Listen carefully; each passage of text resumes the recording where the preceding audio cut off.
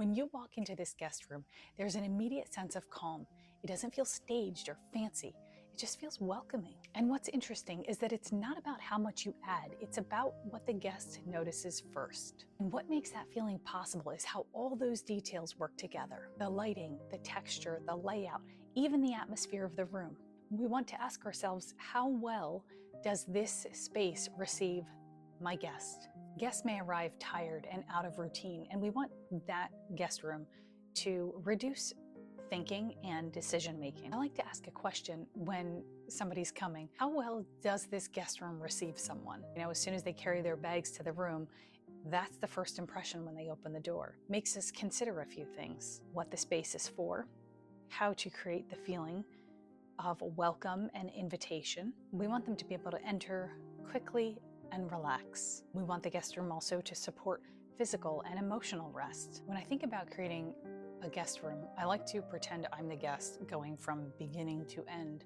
And when the guest opens the door, the first thing I would think of is what greets me. I think about lighting, smell, feel. What's the temperature of the room? And also, how is the layout? Is there clear movement through the room?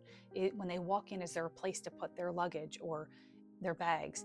Is there a place to hang clothes? Is there a place for a laptop, for charging phones and other accessories? The room should feel intuitive to use as much as possible. When we think about the atmosphere of the room, that would include lighting.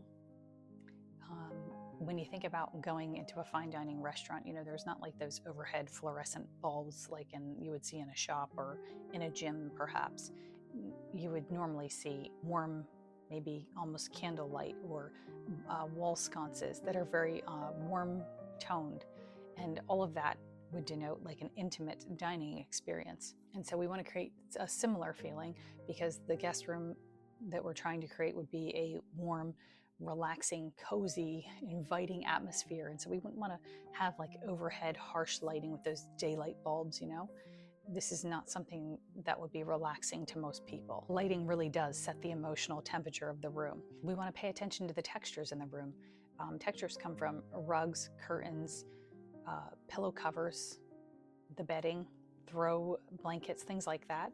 When you all of a sudden take all of that stuff out of a room, it also changes the sound in the room. I don't know if you've ever noticed, but if you take some of that stuff out, the room all of a sudden starts to feel echoey. And so the textures in that room can definitely set the tone, not just visually, but the way it sounds as well. All of those things blend together and create this boutique guest room feeling. Paying attention to those small details makes a huge difference. For example, after my guest left one time, I noticed that they had taken a few of the decor items that were on the end table next to the bed and had put them in the closet. And I realized that it was because that wasn't actually very functional. While it was beautiful and looked really well and matched and everything, it was not functional for the guests. They had no place then to plug their phone in or to put other paraphernalia that they wanted on that side table, because it wasn't huge. And so in that case, it would have been better to leave those details out of that space, or to just have the decor that was hanging on the wall. That would have been more functional for the guests. And so we always want to be thinking about how well does this space receive someone. So sometimes our restraint can make the experience better for the guest. Inviting spaces engage all the senses, not just the eyes. For example, I've been in beautiful guest rooms before,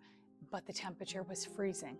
Or I've been in other guest rooms and that were also beautiful, but the bed was so uncomfortable. An uncomfortable night's sleep or even for a couple of nights, can really ruin someone's weekend. When all the details are considered, people really end up feeling cared for. Hospitality really does live in those little details, not individually, but together. Think about how your guest room feels to all the senses when someone arrives, not just how it looks. The biggest tip that I would give for figuring out if your guest room receives someone well would be to actually stay in your guest room. Have a staycation and notice whether or not it's cold in there, it's hot or humid. Maybe you need a fan on a side table. Does the shades or curtains that you have in there actually filter out the morning sun? Or is it bright as day in there at 5 o'clock in the morning? Have you slept on your guest bed?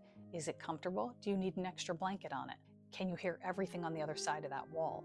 All of these things matter to your guest. And to create that boutique guest room feeling, we need to consider the details before someone arrives. It's the best way to know what could use changing. And I'd love to know, have you ever stayed in your own guest room? Did you notice what could or couldn't use changing? I'd love to know.